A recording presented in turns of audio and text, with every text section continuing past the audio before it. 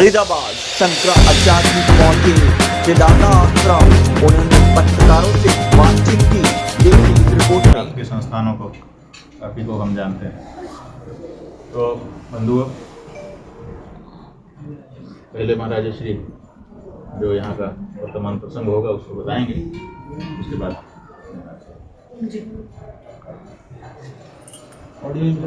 आज सिद्धार्थ आश्रम में जगद्गुरु शंकराचार्य ज्योतिषपीठाधीश्वर स्वामी और मुक्तानंद जी महाराज पधारे हैं। बड़ा सौभाग्य और परम हर्ष का विषय है। हम सभी खुश हैं। मेरी भेंट स्वामी से भी महाकुंभ के अवसर पर हुई। मैंने इनको आमंत्रित किया, स्वामी जी ने स्वीकार किया और पधारा। इनका सभी का स्वागत करते हैं। और गोरक्षा को लेकर स्वामी जी का जो आंदोलन चला रहे हैं वो सभी के लिए, सभी देशवासियों के लिए सौभाग्य का विषय है। उस पर आगे सबको साथ देना चाहिए और सब मिलकर गोरक्षा का संकल्प लें और गौ माता को राष्ट्र माता घोषित कराने के लिए सहयोग करें। गाय सदा से भारतीय संस्कृति में आदरणीय रही है। जैसे हमारे यहाँ गंगा को नदी नहीं कहा जाता है, जैसे हमारे यहाँ तुलसी को वृक्ष नहीं कहा जा सकता, जैसे हमारे यहाँ गुरु को मनुष्य नहीं माना जाता है, गुरुर् ब्रह्मा गुरुर् विष्णु गुरुदेवो महेश्वरा कहा जाता है, उसी तरह से गाय को हमारे यहाँ पशु नहीं कहा गया है, उसको माता का दर्जा दिया गया है। ये स्वतंत्रता का आंदोलन हमने इसीलिए लड़ा क्योंकि गौ हत्या होने लग गई थी अंग्रेजों के काल में। हमने स्वतंत्रता का लंबा आंदोलन लड़ करके अंग्रेजों को देश से बाहर भेजा। ये आशा की थी हमने कि जब हमारा स्वराज स्थापित होगा तो हम गौ हत्या भारत देश में पूर्णतया प्रतिबंधित कर लेंगे। लेकिन दुर्भाग्य का विषय है 78 साल का ये कार्यकाल, जिसको स्वाधीनता का काल कहा जाता है, स्वतंत्रता का काल कहा जाता है, वो बीत गया। लेकिन आज तक नेताओं ने हमसे वादा किया था पूरे देश से कि आज़ादी के बाद पहली कलम से गौ हत्याबंदी की जाएगी। लेकिन 78 साल के बाद भी लगभग जितनी देश में पार्टियां हैं सब ने किसी न किसी रूप में शासन कर लिया, सत्ता संभाल ली और उतर भी गई। लेकिन किसी ने भी हम हिंदुओं की इस मांग के बारे में न्याय नहीं किया, बल्कि निरंतर गौ हत्या बढ़ती ही चली जा रही है। गौ मांस का विक्रय बढ़ता चला जा रहा है, निर्यात बढ़ता चला जा रहा है और उसका स्वदेश में भी भक्षण बढ़ता चला जा रहा है, उसको बढ़ावा मिलता चला जा रहा है। ऐसी परिस्थिति में गाय को माँ मानने वाले, गाय को माँ का दर्जा देने वाले हम हिंदू बहुत ही आहत हैं। या तो अब हम चाहते हैं कि इस बारे में संत महंत विचार करें, धार्मिक लोग विचार करें कि हम क्या गाय को माता कहना छोड़ सकते हैं। लेकिन ऐसा विचार करने के पहले जो वेदों में गाय को माता कहा गया है, जो शास्त्रों में गाय को माता कहा गया है, जो पुराणों में गाय को माता कहा गया है, जो हमारे पूर्व पुरुषों ने गाय को माता कह करके उसके लिए बलिदान कर दिए, उनके बारे में नीति हमको स्पष्ट करनी पड़ेगी। तो ऐसी परिस्थिति में हम गाय को माँ कहना कैसे छोड़ पाएंगे। और जब गाय को माँ कह रहे हैं तो माँ के साथ माँ जैसा व्यवहार भी होना चाहिए। पशु जैसा व्यवहार माँ के साथ बिल्कुल असह्य है और लंबा समय बीत चुका है। इसलिए अब देश के सभी सनातन धर्मियों ने, जो गाय को माता मानते हैं, उन लोगों ने यह तय किया है कि किसी भी दशा में अब हम गौ हत्या को स्वीकार करना नहीं चाहते हैं। इसलिए देश की जितनी भी राजनीतिक पार्टियां हैं, चाहे वो सत्ता में हैं, चाहे सत्ता पाने के लिए संघर्ष कर रही हैं, उन सब से हम लोगों ने कुंभ में, जब कुंभ बीत गया, पहले कुंभ में आशा थी कि कुंभ में बहुत बड़ा जमावड़ा किया जा रहा है हिंदुओं का, जरूर वहाँ से कोई उपहार गौ हत्याबंदी जैसे काम का दिया जाएगा। ऐसे संकेत भी हम लोगों को छिटपुट मिले थे कि सरकार इस तरह से कुछ सोच रही है। लेकिन जब पूरा कुंभ बीत गया और इस तरह की कोई बात नहीं हुई, तो फिर हम लोगों ने विचार किया कि क्या करें। तो 33 दिन का समय, 33 कोटि देवता गौ माता के शरीर में हैं, उन्हीं को आधार मान करके 33 दिन का समय माघ की पूर्णिमा से हम लोगों ने उनको दिया, चैत्र के कृष्ण पक्ष की तृतीया तक का, जो अंग्रेजी तारीख में 17 मार्च सिद्ध होता है। तो 17 मार्च में भी अब देरी नहीं है, 6 दिन लगभग बीच में रह गए हैं। तो 33 दिन में हम लोगों ने कहा था कि आप कुछ करिए चाहे मत करिए, कम से कम इतना साफ कर दीजिए कि आप गाय की हत्या के पक्ष में हैं कि गाय की रक्षा के पक्ष में हैं। तो जितनी भी देश में पार्टियां हैं, चाहे वो सत्ता में हैं चाहे सत्ता के बाहर हैं, सत्ता के लिए संघर्ष कर रही हैं, उन सब से हम लोग केवल एक बात चाहते हैं कि 17 तारीख को शाम को 5 बजे तक आप साफ कर दीजिए कि आप गाय के पक्ष में हैं कि गाय के विपक्ष में हैं, क्योंकि आपके साथ क्या व्यवहार करना है ये हम तय नहीं कर पा रहे हैं। परिस्थिति ये है कि पूरा देश भ्रम में जी रहा है। कभी हमारे नेताजी का गाय को पूजते हुए का, कभी पुचकारते हुए का, कभी दुलारते हुए का फोटो आ जाता है, और कभी डाटा निकल करके आता है, वो अलग ही कहानी कहता है कि पूरे विश्व में गौमांस निर्यात में हमारा जो देश है वो ब्राजील के बाद दूसरे नंबर पर आ चुका। तो ये जो दो तरह का चरित्र निकल करके आता है, इससे हमको भ्रम है कि पता नहीं कौन गौ भक्षक है और कौन गौ रक्षक है। तो ऐसी परिस्थिति में हम चाहते हैं कि पार्टियां और कुछ करें चाहे ना करें, सरकारें और कुछ करें चाहे ना करें, लेकिन 17 तारीख की शाम तक 5 बजे तक साफ कर दें कि वो गाय की रक्षा के पक्ष में है कि गाय की रक्षा के पक्ष में नहीं होकर के जैसा 78 साल से चलता आया वैसा ही चलाने के पक्ष में है। तो ये बड़ा अवसर सबको दिया गया है, उसकी हम लोग प्रतीक्षा कर रहे हैं। अभी हम जो यात्रा कर रहे हैं ये भी प्रतीक्षा यात्रा है, जो 33वां दिन होगा। 32 दिन तक तो हम घूम रहे हैं, बार बार ये बात आप लोगों के माध्यम से पहुंचाते हुए हमने रजिस्टर्ड डाक से, ईमेल से, उनको पत्र द्वारा भी ये सूचना की है, बीच बीच में रिमाइंडर भी भेजा है और आगे भी भेजते जाएंगे। उनको अवेयरनेस में ला दिया है, उनको संज्ञान में ला दिया है कि ये हमारी बात है और ये बात देश भर के सनातनियों की है, 100 करोड़ के लगभग सनातनियों की है।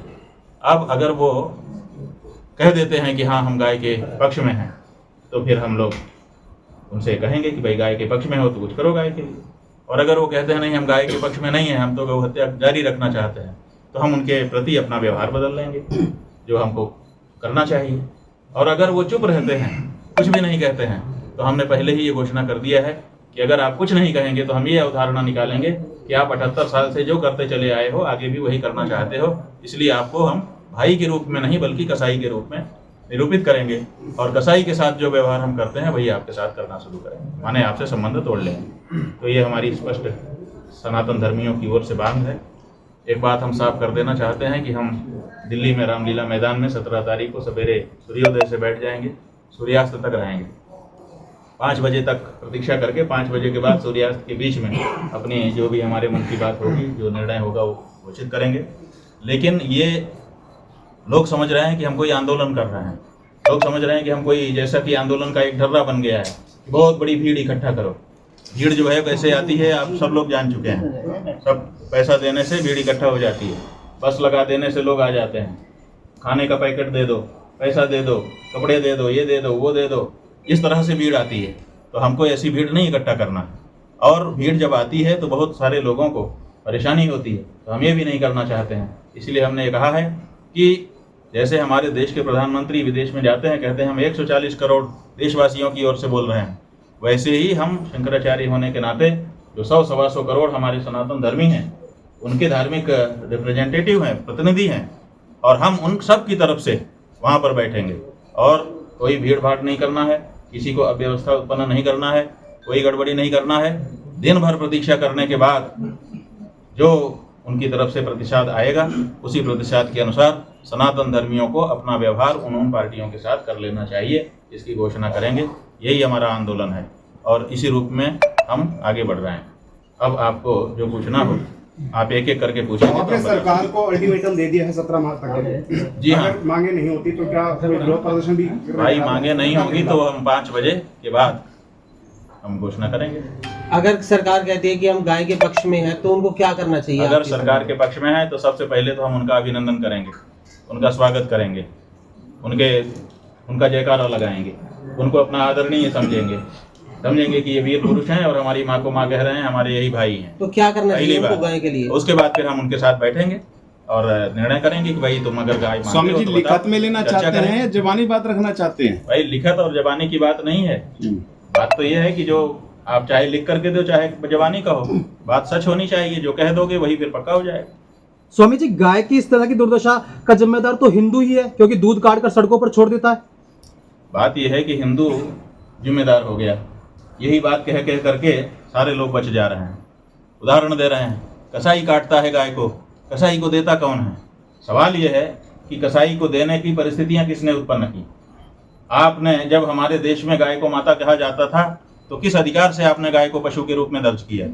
और जब हमारे बच्चे जो कानून पढ़ते हैं उसी तरह का उनका दिमाग होने लगता है। 78 साल से 3-4 पीढ़ी बीत गई, 3-4 पीढ़ी के बच्चों को यही पता है कि गाय एक पशु है। अभी गोयनका विद्यालय एक खुला है नया, चयन उनकी खुली है, दूसरी कक्षा के विद्यार्थियों को पढ़ा रहे थे कि काउ इज एन एनिमल और we drink her milk and eat her meat. ये दूसरी कक्षा के बच्चों को पढ़ाया जा रहा है, और अगर ये बच्चा पढ़ेगा तो क्या उसके मन में क्या भावना रहेगी? तो आप भारतीय संस्कृति के विरुद्ध दर्ज कर लेते हैं तथ्यों को और फिर उसको बच्चों को पढ़ाने लग जाते हैं, तो इससे बिगाड़ होता है। तो आज जो परिस्थिति गाय की निर्मित हुई है वो इसलिए निर्मित हुई है क्योंकि सरकारों ने उसको पशु के रूप में दर्ज किया है। इसीलिए हम कहते हैं कि इसको आप हटाइए, आप हटा करके उसको माता के रूप में दर्ज करिए, देखिए दूसरे दिन से परिवर्तन हो जाता है कि नहीं हो जाता है। महाराज जी, विज्ञापन के इस दौर में लगता है कि संभव हो पाएगा इस तरीके से? क्योंकि आप देखिए संभव तो सब कुछ होता है, बस उसके लिए दृढ़ता से लगना पड़ता है। अगर हम दृढ़ता से लगे रहेंगे तो क्यों नहीं होगा? क्या किसकी हिम्मत है इस देश में? अगर हिंदू खड़ा हो जाए तो जो पार्टियां आज बड़ी बड़ी पार्टी बन के घूम रही हैं, सरकार बन के घूम रही है ना, इनके लिए हमारा रास्ता खाली करा दिया जाता है, वो हमारे वोट से बनती हैं। जिस दिन हमने तय कर लिया कि हम गौ हत्यारे को पार्टी को और प्रत्याशी को वोट नहीं देंगे, उस दिन इनकी हवा निकल जाएगी। आप क्या बात करती हैं? गुरुजी, बीजेपी की सरकार भाई हमको तोड़फोड़ थोड़े करनी पड़ेगी, हमको तो केवल अपने मताधिकार का सही उपयोग करना पड़ेगा, और वो हम अपने शिष्यों को, अपने हिंदू अनुयायियों को बताएंगे। ऐसी क्या बात? गुरुजी, सड़कों पे गाय का दर्जे के लिए लड़ाई है या फिर गाय की जो सड़कों पर दूरदर्शा हो रही है उसकी दिशा में भी कुछ काम किया? देखिए बात यह है कि माता कहने के बाद जब हम माता कह देते हैं किसी को, जैसे ये महाराज जी हैं, इन्होंने यहाँ पे मंदिर बनाया, मंदिर बना के यहाँ पे पत्थर की मूर्तियां ला करके उन्हें प्राण प्रतिष्ठा करवा दी। अब इनकी जिम्मेदारी है कि रोज उनको भोग लगाओ, रोज उनका श्रृंगार करो। इन्होंने जाने कितने आदमी उन मूर्तियों की सेवा में लगा रखा है। क्यों? क्योंकि प्राण प्रतिष्ठा कर दी है। अब नहीं, अब एक दिन भी भूखे नहीं रख सकते। तो ऐसे ही जब हमारा कोई भाई किसी बहन के जब निश्चय हो जाता है, मांग भर देता है, तो पूरी जिंदगी उसके खाना खुराकी देने का उसका जिम्मा हो जाता है। जी, संबंध ऐसे थोड़े होते हैं कि केवल मुंह से बोल दिया। जिस दिन हम माँ के रूप में फिर से उनको रिस्टोर कर देंगे, उस दिन से उनके प्रति हमारा व्यवहार बदलेगा। वो ऐसे आवारा नहीं रहेंगे, वो उनके बारे में बच्चा बच्चा चिंता करेंगे। गुरुजी, आपने उदाहरण दिया, गाय और बैल को भी छोड़ दिया जाता है रोड देखिए, पर। गाय और बैल आप लोग कह रहे हैं, हम जब गो शब्द कहते हैं तो संस्कृत भाषा में गो शब्द स्त्रीलिंग भी होता है, पुल्लिंग भी होता है। तो गाय, गो शब्द कहते ही गाय और बैल दोनों आ जाता है। स्वामी जी, गाय के अंदर 33 कोटि देवी देवता वास करते हैं, लेकिन हिंदू स्वयं गाय को छोड़ करके पीर की मजारों पर जाता है माथा टेकने के लिए। देखो, हिंदू नहीं जाता है, वो जाता है वो व्यक्ति जो इतना परेशान है कि अब उसके विवेक शक्ति मर गई, इतना परेशान है। आर्त व्यक्ति जो होता है ना, जब आपकी बाल में अभी आग लगा दी जाए ना, तो आप जाने कहाँ चले जाओगे। तो ऐसे ही जो परेशान व्यक्ति है वो कहीं भी जा रहा है, लेकिन वो परेशानी क्यों पैदा हो गई? जब आप कहते हैं हम राम राज्य ले आ देंगे और हमारा वोट लेके आप बैठ जाते हो, तो राम राज्य क्यों नहीं लाते? क्यों इतने परेशान है लोग कि अपना धर्म भी भूल करके कहीं भी जाने को मजबूर हो रहे हैं? जहाँ बता दो कि यहाँ से कुछ मिलेगा वहीं भीड़ लग जाती। कोई कह देता है एक रुद्राक्ष दूंगा हो जाएगा, 10-10 लाख लोग पहुंच जाते हैं। इतनी परेशानी देश में कैसे उत्पन्न हो गई है, इस बारे में क्यों नहीं चर्चा करते हो? गुरुजी, ये किसकी कमी मानते हैं आप? गुरुजी, आपने बोला कि प्राण प्रतिष्ठा करके मूर्तियों को लाएंगे, मूर्ति लाएगी, प्राण प्रतिष्ठा करेगी और स्वयं देवता के रूप हो चुके हैं, जो भोग लगाया जाता है। इसी तरह हमारे सनातन धर्म में गाय के रूप में 33 कोटि के देवता रहते हैं, परंतु गोचर भूमि जो उनकी होती थी वो समाप्त होती जा रही है। जो गोचर भूमि हर गाँव में, हर शहर में हुआ करती थी, कहीं ना कहीं जो बीजेपी की सरकार है इसमें कहीं सरकार सभी दोषी है सर। इसमें हम कहाँ कह रहे हैं कि अमुक दोषी है, अमुक दोषी नहीं है सर। उनका आप कह रहे हैं सभी दोषी, हम क्या कह रहे हैं? हम भी तो कह रहे हैं 78 साल में रहने जो का है सब स्थान दोषी जब आदमी खा चुके हैं।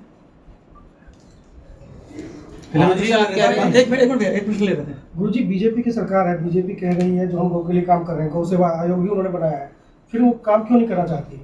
वही तो पूछ रहे हैं हम उनसे कि तुम बीजेपी वो हो, कह रहे हैं हम तुम काम कह कर रही रहे हो, हैं। तुमने जब वोट लिया था 14 में, जब वोट पड़ा था तो पोस्टर छापे गए थे, पूरे देश में लगाए गए थे, मोदी को वोट, मोदी को मतदान, गाय को जीवन दान। तो जीवन दान क्यों नहीं मिला? 11 साल हो गए मोदी, क्यों जीवन दान नहीं मिला? बताओ हमको, यही तो हम पूछ रहे हैं, और क्या पूछ रहे गौ सेवा हैं? आयोग जब जो आप बनाया कहते हो गया कि मैं गो भक्त हूँ, जब आप कहते हो कि मैं हिंदू पार्टी हूँ, जब मैं कहते हो मैं हिंदुओं का ठेकेदार हूँ, तो फिर गाय क्यों इस दशा में है? यही हम पूछ रहे हैं, और क्या पूछ रहे हैं? स्वामी जी गौचर भूमि पर भी तो साफ हिंदुओं ने करना कब्जा कर चाहिए। रखा है। स्पष्ट जवाब देना चाहिए। हाँ बोलिए। नहीं बोल दो। गुरुजी फिर किसकी सरकार को चुने, क्योंकि भाई, इससे पहले किसकी सरकार को चुने इससे नहीं। पहले कांग्रेस देखिए, अगर दो लोग हैं और दोनों ठीक नहीं है तो तीसरा विकल्प पैदा करना पड़ेगा। ये थोड़े है कि अब हम इतने मजबूर हो गए कि अब इन्हीं गो हत्यारों को ही हम चुने। गुरुजी तीसरे विकल्प किसको देख वो जो हमारे वोट चाहता होगा तो वो आएगा सामने, गुरुजी हम उसको वोट देंगे। आपने कुंभ स्नान की जनसंख्या पर उंगली उठाई की, और हमने नहीं, पूरे देश के बड़े बड़े विद्वानों ने उठाई है। नहीं, विपक्ष ने, कांग्रेस ने उठाई। विपक्ष की बात आप छोड़ दो। जो भी विचार करता है कि इतनी जगह है, इतना समय है, इतनी देर में इतने लोग कैसे आ सकते हैं, आप खुद गणित लगाओ ना, उसके बाद आप भी चकरा जाएगा आपका माथा, आप भी सवाल उठाने लग जाएंगे। गुरुजी, अयोध्या में राम मंदिर की कौन सा वैज्ञानिक तरीका है जिससे आपने गिन लिया? बताइए, उस वैज्ञानिक तरीके का नाम बताइए। आप कहते हैं एआई से हमने गिन लिया। एआई ने भी कौन सी मेथड लगाई? एआई तो एक टूल है ना, उसने कोई तो मेथड लगाई होगी गिनती के लिए। आपने आज तक नहीं पूछा उन लोगों से, हमसे पूछ रहे हो आप। ये इतना बड़ा एरिया है, उसी एरिया में सबको आना है और साधन भी उतने ही हैं आने के, उसी में खड़ा होना है। टाइम पीरियड भी एक तय है कि 45 दिन ही है, और आपने कह दिया इतने लोग आए, तो उतने लोग वहां समाने तो चाहिए। इसका कौन सा मेथड है? किस मेथड से गिनती की गई? क्यों नहीं अभी तक सरकार ने इस मेथड को सामने किया ताकि लोग उसको टेस्ट कर ले? बताओ। अयोध्या में राम मंदिर की तिथि को लेकर आपने बयान दिए थे, उसका विरोध भी हुआ था, क्या आप आज भी आपकी बात पे कायम है? लो भैया, कायम होने का मतलब हमने कोई मौका देख करके बयान दिया था क्या? हमारी जो ये सनातन धर्म है, यहाँ पर जो बात कही जाती है ना, करोड़ साल के बाद भी वही की वही रहती है। हम अपनी बात से बदलते नहीं हैं। हमने कहा था कि अभी मंदिर निर्मित नहीं हुआ है, आज भी वहाँ काम चल रहा है, आप चले जाओ देख लो। गुरुजी जो मांग आपने उठाई है गौ रक्षा वाली बात, वो उसमें तत्कालीन प्रधानमंत्री इंदिरा गांधी की समय में उठाई गई थी और उन्होंने गौ भक्तों में गोली चलवाई थी जंतर मंतर पे। सही है, बिल्कुल सही है। ठीक है भाई, आप क्या कहना है? आपका पूछना क्या है? ये तो आप इतिहास बता रहे हैं। स्वामी जी गोरक्षक गौ माता की रक्षा करते हैं, लेकिन फिर भी मुकदमे ही गोरक्षकों पर होते हैं। वही तो, क्या साधु संतों को सड़कों पर नहीं आना चाहिए, उन कथावाचकों को? ये मुकदमा क्यों हो रहा है? काहे कि अगर हम अपनी माँ की रक्षा कर रहे हैं तो माँ की रक्षा, अच्छा किसी की रक्षा करने में मुकदमा कैसे? किसी की, हम कहते हैं माँ ना हो, हम कहते हैं कोई हो, किसी की रक्षा करने में कैसे मुकदमा हो सकता है? लेकिन प्रत्येक कथावाचक को मैदान में आना चाहिए ना। मुकदमा जो है वो मारने पर होना चाहिए, रक्षा करने में मुकदमा होता है। बड़ा सवाल है।